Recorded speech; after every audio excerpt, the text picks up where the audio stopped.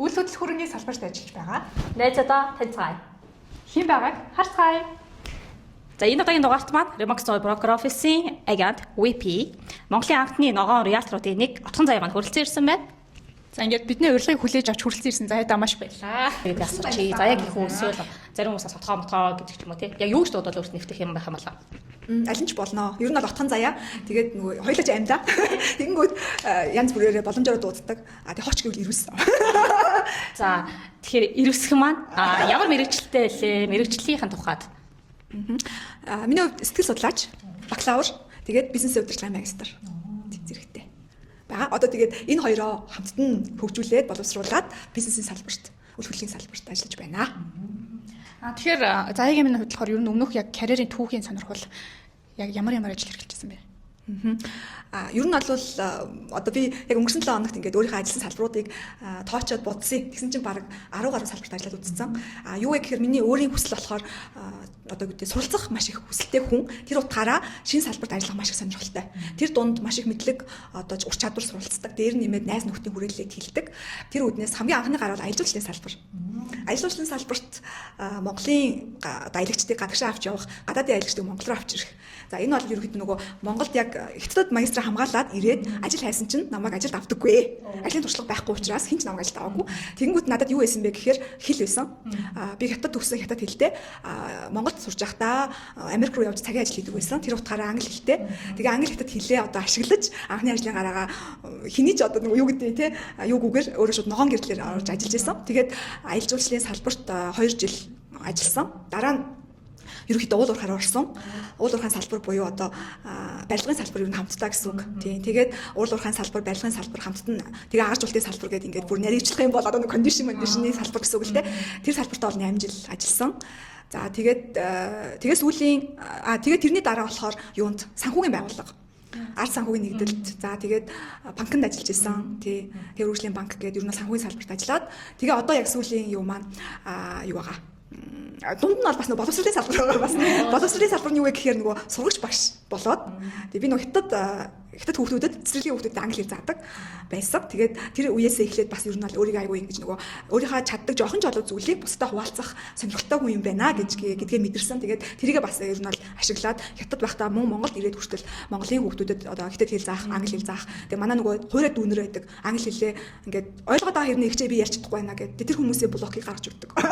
Тэгээд дээр нь бас нөгөө GCI гэдэг сайн дурын байгууллагын гишүүн тэр утгаараа сургагч багш альбиасаар болоод бас нөгөө 103 аймгаар хүүхдүүдэд хичээл одоо тий бас ингээд сайн дурын ажил хийгээд сургагч багшийн ажил хийгээ явж исэн. Тэр боловсролын салбар бас ингээд хөөхөндөө ингээд туршлага хөндлүүлэх гад хичээгээ явж исэн бас байгаа. Гэт ингээд яривал одоо үйл хөдлөлийн салбар гэдэг тий. Тэгээд энэ салбарчин гол нь нөгөө яа би 10 гаруй гэж нү гэхээр дор бүрнээ дахиад хуваагддаг. Тэгээ миний өөрийн нөө сэтгэл судлалын суур одоо тий ухаан маань өөрөө маш олон салбартай холбогдож одоо сурж исэн тухай үедээ яг тэр хүн гэдэг өөрөө сэтгэл санаа дахиад хүний бие физиологи орчин нийгэм харилцаа гэд маш олон салбартай холбогдож байж бид нар энэ мэргэжлийг эзэмшдэг. Тэр утгаараа одоо маш олон салбарт ингээд сурж исэн. Дахиад ажлын талбартаа гараад маш олон салбарт ингээд одоо тий суралцаад чадах чинээгээрээ ингээд бас боломжоор суралцсан үедээ суралцсныхаа дараа бусдад сурах тал дээр ч юм ингээд явдаг. Гэт ингээд нийлээд нэг 10 гаруй салбар байсан. Тэгээд сүүлийн 2 жил болохоор үйл хөдлөлийн салбарт ажиллаад явж байна. Ажлын маш ариун туршлагатай хүн байна. Тэр үйл хөдлөх хөрөнгийн салбарыг сонгосон 3 шалтгааныг та мэдээлж. Сонгохоос яг 3 шалтгаан. За 3. Ямар олон байгаа. За танилын хүрээ. Нэгдүгürt 2 мэдээж санхүүгийн боломж. Гуравт нь бол одоо өөрийн эд хөрөнгөө би яаж одоо зөв сонгох ёстой юм бэ? Мэдлэг туршлага. Одоо нэгсэндээ би өөрөө худалдаа авахч байхын тулд байвал одоо тий ямар байдлаар гэрээ тогтжуулах юм гэдэг ч юм уу. Ер нь одоо бид нар яг тэгдэг байхгүй. Ингээд нөгөө байрнуудаар яваад үзэхээр өмнө нь би ингэх байсан биз дээ. Энэ айл ямар гоё санаа тий ингээд интерьер дасал тэгэл нөгөө байрны ядчил байраа сонгохдоо хүртэл энэ хотгон ийм давуу талтай байна штэ гэд. Тэгэхээр энэ бол амар том одоо салбарыг ойлгож таньж мэдэх туршлагыг бол авах боломжтой ажил. Салбарт ажиллаж байгаа юм бас нэг давуу тал нь хизээж бид нар буруу сонголт хийхгүй байхаа. Суралцаад явж байгаа болохоор тий. За заяагийн үед ингээ үйл хөдлөлийн салбарыг сонгоод ороод ирсэн байна. Тэгээ орж ирсэн анхны сэтгэл ямар байсан бэ? Ер нь төсөөлсөн хэр зөрсөн бэ? За би анх болохоор 23 оны 5 сарын 11-нд хамгийн анх одоо манай коуч манай одоо салбарын маань овнер буюу одоо алтан туяа захирал маань цагтаага би уулзж ирсэн юм аа. Тэгээ манай уран тогс гэдэг найз намайг анх энэ салбарт бас ингээд танилцуулж байсан. Тийм тэгээд анх ирж уулзаал Тэгэл үл хөдлөх ийм байдаг, ийм боломж байдаг тий. Чиний ингээд туршлага дээр үндэслээд бид нар ийм байдлаар ажиллах боломжтой гэж анх одоо тий санал тавиад тэгтэн би бол за боломжийн юм биш гэж юу нь бол харсан. Яг тэр миний хувьд нь суралцах одоо тий хүсэлтийг хүмүүс учраас би ямар олон зүйлийг суралцах юм бэ гэдгээ юу нь бол олж харсан. Тэнгүүтээ шууд тэгэл маргааш нь шууд намайг мандах наран гээд хотхны борлуулалт руу явуулж исэн. Чи өглөө яваад оч тэгээ шууд тэнд ажиллаад эхлэхэд тэр үед би давхар ажил хийж исэн. Ажлаасаа бол гараагүй байсан. Тэгээд хажуугаар нь нэмэлт орлого гэдэг зорилготойгоор үл хөдлөлийг сонгож исэн. Тэгээд оройн цагаар мандах наран хотхон аз болох манай гэрийн хажууд байсан. Тэгээд өдөр би ажиллаа хийгээд 6 цагт ажиллаж тараад орой 103 сарыг би ерөөсөө маш сайн ашигласан гэж боддоо. Яа тэгэхээр 100-ны нар аягүй урт байдаг. Орой 8-ын нар бүр үнэхээр гайхамшигтай. Яг өдрийн нар шиг. Тэр үед би ингээ очиод бичлэгээ хийгээд байраа танилцуулаад хулаа авчаа хүлээж аваад уулзаад цутгалт авч яхад нь очиж лайва хийгээд жинхэнэ амьдрал өрнөдөг тийм цаг мөчүүд байсан. Тэр үед бол яг тэр одоо үл хөдлөлийн салбарыг сонгосондоо би хийж харамсаагүй. Ер нь суралцах юм маш их юм байна гэдгийг ойлгосон. Тэгээд анхны гараа бол мандах наран хотхны борлуулагч заяа гэдэг нэрээр эхэлжсэн. Тийм. Тэгээд тэр үедээ одоо чадлаараа л ингээд өөрийгөө сориол, чаленж болгоод шинэ одоо боломж юу яах вэ? Яаж харилцагчид энэ хотхны давуу талыг мэдрүүлэх үү? Ирж үзээгүй хүнд яаж тий одоо тэр хүн магадгүй олон байраага тэнд дундаас яагаад мандах нарныг сонгох ёстой бэ гэдэг одоо шалтгааныг нь өмнөөс нь ингээд өөрийн биеэр мэдрээд тэр хүнд өгөхийн төлөө ажилладаг байсан. Тэр яг анхны сэтгэл болохоор нөгөө орнортойгоо уулзаад чадна гэдэг итгэлийг өгсөн байна. Тэгээд ажлын үндэндээ эхэлсэн. Тийм. Тэгээ одоо ер нь бол нэг хол зөрөөгүй. Бараг би баярлалтай. Ямар азар нэр эртхэн орсон юм те. Бас ингээд ороогүй байсан байгаа хүмүүсийн хажуудад би орсон байгаа байхгүй. Тэгэхээр бас эрт орсон гэж боддог. Хожимдсан л тоо гэхдээ гайгүй. Тэгээд 2 жил хугацаанд ажиллачлаа шүү дээ. Тэгвэл энэ салбараас яг ийм боломж байна да гэж харсан. Ямар боломж байна тэрийг суулцаж харсан боломж. Аха. Одоо өнгөрсөн хугацаанд 2 жилийн туршид ажиллахдаа би 2 одоо үл хөдлөх маань маш олон салбартай дотроо.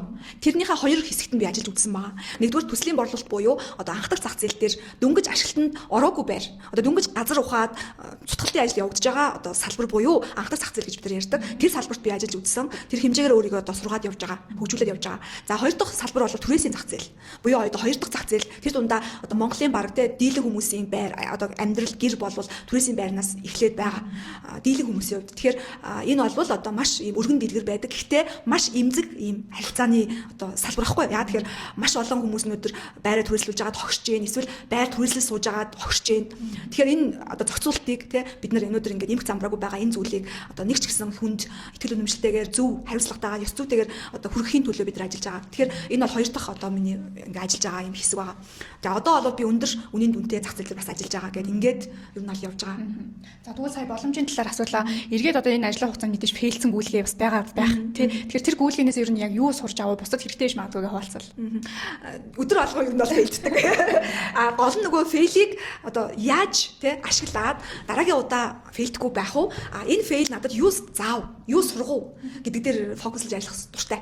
Тэгээд одоо жишээлбэл маш олон харилцагч нараа мөрүүлж исэн. Тий одоо наад захын тий бид нар ингээл за ингээл уцаар яриад за тэнд нэг тийм байр одоо заруулах чинь эсвэл төрөлжүүлэх чинь гэдэг. Тэгээд уцаар яриад окей за одоо тэнд уулзъя тий ингээд тгийг гингүүтээ ганц нэг хүн бол тий одоо ёс зүгүү тий намайг мөрөөд уцаахгүй байдаг ч юм уу эсвэл байр үзэн гэж намайг авааччаад ирэхгүй байдаг тохиолдол маш их байдаг. Тэр болгонд би бол хизээж шантраа тий одоо станаар ямар онцгүй юм бэ гэж боддгоо. Эсвэргээрээ би энэ хүнд мэдээлэл дутуу өгсөн үү тий мэдээлэл дутуу өгсөс болоод би магадгүй тэр хүнийг ирүүлж чадаагүй юу? Байрныхаа онцлогийг хэлж ойлгуулж чадаагүй юу? Тэр хүнд магадгүй 5 сонголт байгаа. 5 сонголтын би номер 1 байж чадаагүй юм болов уу? Тэгэхээр яг нөгөө асуултын маань хоёр дахь юу сурсан бэ гэдэг дээр юу шүү дээ тий. Мэдээлэл би өөрөө дутуу байсан байна. Дараагийн удаа мэдээлэл сайн өгөх нэ гэдэг дээр суралцах гэсэн. Энэ бол нэг одоо жишээ тий. Маш олон жишээ байдаг. Тэг агентуудтайгаа хүртэл хоорондоо ойлголцох ажил байгаа шүү дээ. 1500 агент хоорондоо харилцаж ажиллана те. Харилцагчаа менеж хийн, агентуудаа менеж хийн те. Баг одоо хамт олон өөрөө өөрийнхөө цагийг гээд цагаагаараас бусдын бараг те ер нь зохицуулах боломжтой гэж хардаг. Цагаагаарыг бол яаж чадахгүй. Нэг кейс үүдээ Crystal Town дээр би нөгөө байр түрээслүүлдэг. Тэгсэн чинь салхи шуурахт амар шуурсан. Яг 4 сард байсан. 24 оны 4 сард.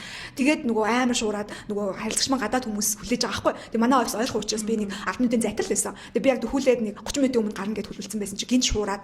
Тэгээ нөгөө харилцагч манай яриад над руу би ингээд очихгүй яах вэ чи ингээд яхаар байна гэдэг жаах. Тэнгүүд би зүгээр та асуудалгүй те та ойрхон байгаа юм чинь би таны цагийг хүндлээд очноо гэд. Тэгээ би өөрөө алхаад шууран дотор явж ирсэн. Очиад үзүүлж ирсэн. Тэгээ тэр маань маш гоё юм харилцааг үүсгээд те ингээд тухайн үед амжилттай гүлий гарч ирсэн. Энэ бол өөрөө эргээд бид нар угаас харилцаатай ажил хийж байгаа учраас бид нар цасан шуурга байна те бороо орж ийн гээд одоо дараа суухын оронд ажиллаа хийх ёстой. Ямар ч цаг үе болсон байна те. Зэрэг тодорхой болол тэгэл явах нь шүү. Тэн дээр нэг яг кейс санагчлаа хоёулах нөгөө хамтын гүйлгээсэн чи нөгөө нэг натурын цаг тулчаад бүр яарангаас илүү бүр тэрнээс цаанаас алхаж ирсэн шүү дээ. Төвчрөл яах. Тэгээд яг цагтай амжаад амжилттай дийлэн. Автобус төгжирсэн тэгэл алхаад бүр юунаас шүү дээ. Яг яармгийн гүрнээс ахгүй. Яармгийн гүрнээс юуны нөгөө талбай уртлын нотлох руу ирж байгаа. Хэлсдэг гүүгээл алхаал, бөөрний судас татаал. Тэгээ яг цагтаа ирээд амар амжилттай дийлүүлж ирсэн санагдлаа. За яг хувьд болохоор амьдралтаа хийсэн ер нь хамгийн зөв сонголт юу гэж боддог вэ? Гой асуулт байна. Яа тэгэхээр одоо би яг сонголтоо ингээд яг саяхан нэг сонголт хийсэн бас нөгөө заяаны хайны сонголт гэдэг шиг. Тийм тэгээд би чинь одоо 35 тай. Тэнгүүт ингээд амар оройтож ер нь гэр бүл зохиож байгаа байхгүй. Тэгээд хүмүүс аягүй хилдэг байсан. Чи одоо юу сүртэй зүгээр л нэг те хин нэгэнтэй одоо үергээл найзлж байгаа дундаасаа ингээд болно штэ ч юм уу. А би болохоор юу хариуцлага гэж хардаг. Гэр бүл төлөвлөлт, хүүхэд төлөвлөлтөд хариуцлага байдаг. Тэгэхээр гэж явсараад энэ цаг үед иржээ гэж. Тэгээд би дөнгөж саяхан одоо 2 жилийн өмнө те гэр бүлтэй болоод явж байгаа. Тэгэхээр энэ бол маш юм одоо миний хувьд бол маш том сонголт. Ер нь хүн чинь нөгөө тий мэрэгчлээ сонгох, ханаа сонгох, ажлаа сонгох гэх тий. Тэгэхээр маш чухал алхмууд байгаа. Тэгээд ямар ч гэсэн мэрэгчлийг бол би бас айгүй баярлдаг. Ямар азар нэрээ ийм мэрэгчлээ болсон юм бэ гэдэг. Тэгээд хоёрдугаар таньдаа бас баярлдаг. Үнэхээр ингээд нөгөө арын асаалтаа танк гэдэг шиг. Хүнлээс салбараа ч гэсэн зөв сонголтод оруулна. Тийм. Тэгэхээр ер нь хүн өөрөө нөгөө нэг дотоод хүсэлтэй ингээд нөгөө дуу хоолойгоо сонсон гэдэг шиг ингээд хүн дугаасаа зөв зөв мэдрэмж байдаг. Тэгэл яг л ингээд тэр хүслийнхаа дагуу явж хахад аяндаа юм бүтдэг. Ажил нь бүтээд гоё болдог гэж боддتي. Тэгээ ер нь бас л тэгж хувь тавилангаар авчирсан. Гоё хүмүүстэй танилцаад шийдвэрүүдийг гаргасан. За тэгвэл амьдралд ижсэн магадгүй нэг тийм тэнэг үйлдэл ч бас байж болж штэ. Яагаад энийг хийж вэ те? Энэ буруу ээжтэй ч гэдэг юм уу? Эсвэл зүгээр маш хөвгөлтэй ч юм уу те? Тийм ер нь үйлдэл байна уу? Шийдвэр байна уу? Тэнэг үйлдэл яна хэлж болох уу гэж. Би ч хэлэх тусмаа гоё байгаа. Би ч нөгөө нэг амар юм нээлттэй. Би юу амар олон эрсдэлтэй хийж чи би. Нөгөө анх 18 таа би амар явж байсан байхгүй юу. Тэгэхэд нөгөө цагийн ажил хийх гээд оюутан, нэгдүгээр курсын оюутан тэгэнгүүтээ цагийн ажил хийх гээд явсан. Тэгэнгүүтээ намайг хинч тосч аваагүй. Тэнгүүд би Вашингтон ДС-ийн тэгээ Даллас онгоцны буудлаар буунгуудаа 9 цагийн зайтай хот руу би автобусаар явсан. Өдөр би онгоцноос буугаад хот руугаа очихсаар байтал дунд нь нөгөө баас масаа бүгдийг өөрөө зохицуулна шүү дээ. Өөрөө очиж хилэндээ баттсан. 18 настай хүүхэд би нөгөө яг хилээ сурах гал жет метод яваа тий хөөрхөн сурцсан. Тэгээд талбай дээр очиад нөгөө хилээс ажиглах гад гадаадуудаа аюу ярьдаг ус аахгүй. Би зургийг аваад үгүй. Эхлүүрийн 5 дахь утасаа би ингээд чамд кассан дээр туслаад үгүй те. Ингээд явсаар агаад гадаадуудаа яриа сурцсан. Тэнгүүд тэрэндээ бартаад шууд өөрөө хамаг юма хийгээд тэгээ бүр амар нь танихгүй хүний таксинд суугаад би тэр хот руугаа биш нөгөө хотоосоо дахиад нэг ойрхон 30 минутын зайтай хот руу явж байгаа аахгүй. Тэр үед би магадгүй хулгайлагдсан бол яах вэ? Йоо аим. Одоо бодоход эрсдэлтэй. Тэр амар зөрөгтэй юм байна. Гэтэ эрсдэлтэй алхам аюу хийдэг байна. Тэр одоо би бол мэдгээд ирээдүйд эрсдэлтэй алхамыг бас хийж байх нь 50-50%. 50%-тэй сайн. Ондгон нь 50 тий бас ихтэй гайгүй. Бурхан тий одоо юу гэдэг нөө юу гэдэг аав ээжийн заяа зүг бол бас үр хүүхдүүд нөгөө тий сайн сайхан хүмүүстэй уулзраад явна гэдэг шиг тэр бас явд юм болов уу гэж боддөө шүү дээ. Маш сонирхолтой яриаг өрнөсөнд баярлалаа. Арай өөр өнцгөөс ярьсан бас ярьцлага аюу сонирхолтой болсон байх гэж бодож байна. Одоо эргээд жоохон яг ажил руугаа оръё. Тэгэхээр яг үйл хөдлөл хөрөнгийн энэ салбарт тэгвэл ер нь одоо магадгүй ажиллахаар төлөвлөж байгаа сонирхож байгаа хүмүүс гэж болно шүү дээ. Тэгэхээр тэр хүмүүс ер нь бол бүгд энэ салбарт ажиллаж чаддаг юм уу? Ер нь хүн бүр хийж чадах уу? Ер нь бол өөрийгөө сонсно. Эхлээд тэгээ та хэрвээ хоёр төрлийн байж болдог үйл хөдлөлийн салбарт ажиллахдаа. Нэгдүгээр та яг үнэхээр ингээд шууд хилцээр хийдэг, хилцэгч одоо болж болно. Эсвэл арын албанд ажиллаж болдог. Тэгээ одоо back office буюу арын албанд та хилцээр хийдэг хүмүүсийг дэмждэг одоо талбар бас байж болно. Асуудалгүй бичиг баримт. За одоо юу гэдэг те хэрвээ та дуугүй, дотгошоогоо те хүн болвол арын албаны ажил дээр илүү тохиромжтой. Гэхдээ та маш чухал ажил хийж байгаа. А хэрвээ та дайчин те гадагшаага харилцах дуртай, те шинэ хүмүүстэй танилцах дуртай, сониуч, те шинэ зүйлс сурах дуртай, танилын үрээ нэмэх дуртай бол та хилцээр буюу яг одоо инфронт ажиллах хэрэгтэй. Тийм би бол өөрөө инфронт ажиллах дуртай. Гэхдээ зарим тохиолдолд бас хойно тэгээ ингээ бак талдаа ажиллах бас шаардлага гардаг. Аль алийг хослуулаад явдаг байгаа. Тэгэхээр ямар ч төрлийн хүмүүс ер нь болно. А гол нь та өөрийнхөө зорилгыг тодорхойлох хэрэгтэй. Яг ямар хугацаанд та юу хүсэж байгаа юм? Юу сурахыг хүсэж байна? Өөрийгөө хөгжүүлэхийг хүсэж байна уу? Орлого олохыг хүсэж байна уу? Эсвэл танил талаа нэмэхийг хүсэж байна уу? Эсвэл зүгээр хамт олонтой болмоор байгаа юм уу? Зүгээр зорилгоо тодорхойлоод өөрийгөө сонсох чухалаа гэсэн үг байна шүү дээ. Та байх нь зөв бэ. Өөрийнхөө позишнийг тодорхойлох хэрэгтэй. За ерөнхийдөө бидний ярилцах хугацаа маань өндөрлөх гэж байна. Тэгэхээр бидний урилгыг хүндэтгэн хүрэлцэн ирсэн дахин баярлалаа заяада. За тийм маш баярлалаа. Баярлалаа. За гурван нэслэл би ингэж. За